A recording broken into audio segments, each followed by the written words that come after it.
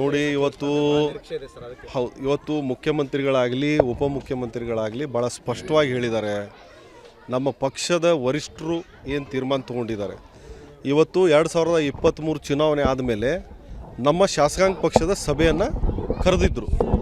ಆ ಸಭೆಯಲ್ಲಿ ನಾವಿರ್ತಕ್ಕಂಥ 136 ಶಾಸಕರು ಕೂಡ ನಮ್ಮ ಹಕ್ಕನ್ನು ವರಿಷ್ಠರಿಗೆ ಬಿಟ್ಟುಕೊಟ್ವಿ. ಅಂದರೆ ನಮ್ಮ ಶಾಸಕಾಂಗ ಪಕ್ಷದ ನಾಯಕ ಮುಖ್ಯಮಂತ್ರಿ ಯಾರಾಗಬೇಕು ಅಂತಕ್ಕಂಥ ತೀರ್ಮಾನ ಮಾಡ್ತಕ್ಕಂಥ ನಮಗೇನು ಹಕ್ಕಿತ್ತು ಶಾಸಕಾಂಗ ಪಕ್ಷದ ಸಭೆದ, ಆ ಹಕ್ಕನ್ನು ನಾವು ಪಕ್ಷದ ವರಿಷ್ಠರಿಗೆ ಬಿಟ್ಟುಕೊಟ್ವಿ. ಅವ್ರು ತೆಗೆದುಕೊಳ್ತಕ್ಕಂಥ ತೀರ್ಮಾನಕ್ಕೆ ನಾವು ಬದ್ಧ ಅಂತ ಕೊಟ್ಟಿದ್ದೀವಿ. ಅವರು ಸಿದ್ದರಾಮಯ್ಯನವ್ರನ್ನ ಆಯ್ಕೆ ಮಾಡಿ ಮುಖ್ಯಮಂತ್ರಿಯಾಗಿ ನೇಮಕ ಮಾಡಿ ಇವತ್ತು ಆಡಳಿತ ಮಾಡ್ತಾ ಇದ್ದಾರೆ. ಮುಂದೆಯೂ ಕೂಡ ನಮ್ಮೆಲ್ಲ ಹಕ್ಕು ನಮ್ಮ ವರಿಷ್ಠರಿಗೆ ಬಿಟ್ಟುಕೊಟ್ಟಿದೆ. ಅವ್ರು ತೆಗೆದುಕೊಳ್ಳೋ ತೀರ್ಮಾನಕ್ಕೆ ನಾವೆಲ್ಲ ಬದ್ಧಿದ್ದೇವೆ. ಖಂಡಿತವಾಗಿ ನಮಗೆ ಸಿಗಲೇಬೇಕು. ಅದಕ್ಕೆ ನಾವು ಹೋರಾಟನೂ ಕೂಡ ಮಾಡ್ತೀವಿ. ಎಲ್ಲ ಶಾಸಕರು ಸೇರಿ ಬಜೆಟ್ ಮುಗಿದ ತಕ್ಷಣ ನಮ್ಮ ಜಿಲ್ಲೆಗೆ ಸಚಿವ ಸ್ಥಾನ ಕೊಡಬೇಕು ಅಂತಕ್ಕಂಥ ಹೋರಾಟ ನಾವು ಮಾಡ್ತೀವಿ.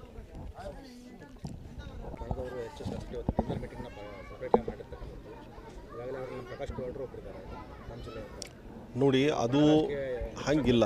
ಬಹುಶಃ ಈಗ ಏನಿರ್ತದೆ, ಯಾರ್ಯಾರೋ ಶಾಸಕರು ಊಟಕ್ಕೆ ಸೇರ್ತಕ್ಕಂಥದ್ದು. ಈಗ ನೀವು ಎಲ್ಲ ಪ್ರೆಸ್ನವ್ರು ಎಲ್ಲರೂ ಒಂದು ಕಡೆ ಊಟಕ್ಕೆ ಸೇರ್ತೀರ, ಇದು ಸಹಜ. ನಮ್ಮಲ್ಲಿಯೂ ಮುಖಂಡರು ಸೇರ್ತಾರೆ. ಭಾಳಷ್ಟು ಜನ ಊರಲ್ಲಿ ಕೂಡ ಕಾಂಗ್ರೆಸ್ಸು BJP ನಾಯಕರಂತ ಚುನಾವಣೆ ಮಾಡ್ತಿರ್ತಾರೆ. ಆದರೆ ಜಾತ್ರೆ ಹಬ್ಬ ಇದ್ದರೆ ಎಲ್ಲರೂ ಒಂದೇ ಮನೇಲಿ ಕೂತ್ಕೊಂಡು ಊಟನೂ ಮಾಡ್ತಾರೆ.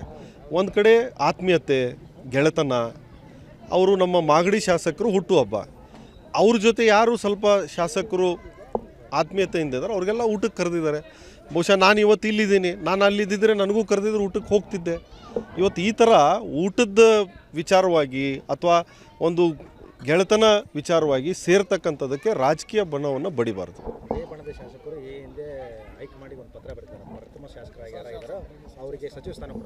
ತಪ್ಪೇನಿಲ್ಲ. ಸಚಿವ ಆಗ್ತಕ್ಕಂಥ ಅರ್ಹತೆ ಹಕ್ಕು ಎಲ್ಲರಿಗಿದೆ, ಗೆದ್ದಂಥವ್ರಿಗೂ ಇದೆ. ಅವ್ರವ್ರ ಹಕ್ಕವನ್ನು ಅವ್ರು ಮಂಡಿಸಿದ್ದಾರೆ. ನಮ್ಮ ಪಕ್ಷದ ನಾ ಮೊದಲೇ ಬರೀ ಅಲ್ಲಲ್ಲ, ನಾನೇನು ಸಹಿ ಮಾಡಿಲ್ಲ ಅದ್ರಾಗ. ನಾ ಆ ಪಟ್ಟಿ ಬಿಟ್ಟು ಬೇರೆ ಅದೇನು ನಂದು ಪಟ್ಟಿ ಆಯಿತು ಅಂತ. ನಾನು ಕೂಡ ಸಚಿವನ ಆಗಬೇಕಾದಂಥ ಆಸೆಯನ್ನು ಹೊಂದಿದ್ದೀನಿ. ಆದರೆ ಅದು ನಮ್ಮ ಪಕ್ಷದ ವರಿಷ್ಠರಿಗೆ ಬಿಟ್ಟು ವಿಚಾರ. ಅವ್ರು ಕೊಟ್ಟಂಥ ಜವಾಬ್ದಾರಿಯನ್ನು ನಿಭಾಯಿಸ್ತೀವಿ. ಕೊಡದೇ ಇದ್ದರೂ ಹಾನಗಲ್ ಜನರ ಮಧ್ಯೆ ಇದ್ದು ಅವ್ರ ಸೇವೆಯನ್ನು ಮಾಡ್ತೀವಿ.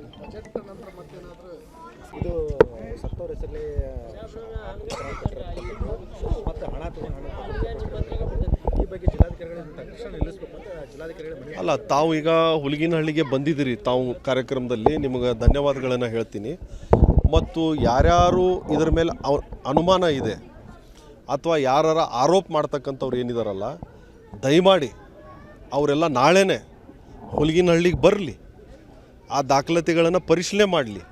ಅದಕ್ಕೆ ಏನಾದರೂ ತೂಕ ಇದೆಯೋ, ಅಧಿಕೃತ ಇದೆಯೋ ಇಲ್ಲೋ ಅನ್ನೋಂಥದ್ದು ಪರಿಶೀಲನೆ ಮಾಡಿ. ಅದರಲ್ಲಿ ಏನಾದರೂ ಅವರಿಗೆ ಸಂಶಯ ನ್ಯೂನ್ಯತೆಗಳು ಇದ್ದರೆ ಖಂಡಿತವಾಗಿ ಅವ್ರು ಪ್ರಶ್ನೆ ಮಾಡಲಿ.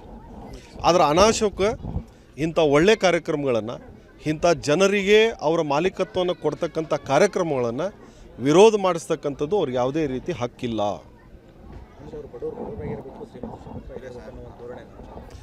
ಮುಂಚೆಯಿಂದ ಹಾಗೆ ಇದೆ. ಉಳುವನೆ ಒಡೆಯ ಮಾಡಿ ಎಲ್ಲರಿಗೆ ಬಿತ್ತನೆ ಮಾಡಲಿಕ್ಕೆ ಹೊಲ ಕೊಟ್ಟವ್ರು ಯಾರು? ಶ್ರೀಮತಿ ಇಂದಿರಾ ಗಾಂಧಿ ಅವರು. ಇವರೆಲ್ಲ ಮನಸ್ಥಿತಿನೇ ಹಾಗೆ. ಇವರೆಲ್ಲ ಯಾವತ್ತೂ ಕೂಡ ಹಣ ಇದ್ದವ್ರ ಪರವಾಗಿ ಇವರು ಕೆಲಸ ಮಾಡ್ತಕ್ಕಂಥವ್ರು. ಬಡವ್ರ ಬಗ್ಗೆ ಕಿಂಚಿತವಾಗಿಯೂ ಕೂಡ ಕಾರ್ಯಕ್ರಮ ಅವ್ರದ್ದು ಇಲ್ಲ. ನಾವು ಕೊಟ್ಟಂಥ ಕಾರ್ಯಕ್ರಮ ಅವ್ರು ಖುದ್ದಾಗಿ ಬಂದು ಈ ಹಳ್ಳಿಯಲ್ಲಿ ಪರಿಶೀಲನೆ ಮಾಡಲಿ ಅಂತ ತಮ್ಮ ಮೂಲಕ ಅವ್ರಿಗೆ ಒತ್ತಾಯ ಮಾಡ್ತೀನಿ.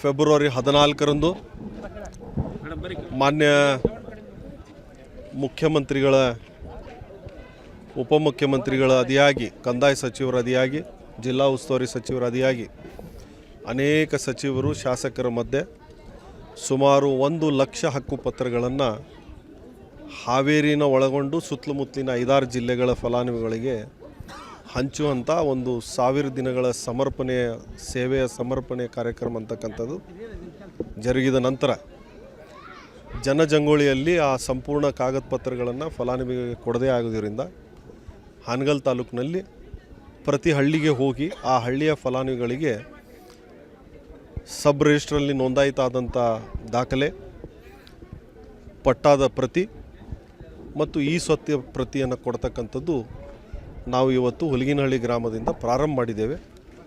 ಆ ಕಾರ್ಯಕ್ರಮ ಇವತ್ತು ಯಶಸ್ವಿಯಾಗಿದೆ. ಇಲ್ಲಿ ಸುಮಾರು 77 ಫಲಾನುಭವಿಗಳಿಗೆ ಈ ಹಕ್ಕುಪತ್ರವನ್ನು ಕೊಡ್ತಕ್ಕಂಥದ್ದು ಇವತ್ತು ಮಾಡಿದ್ದೇವೆ.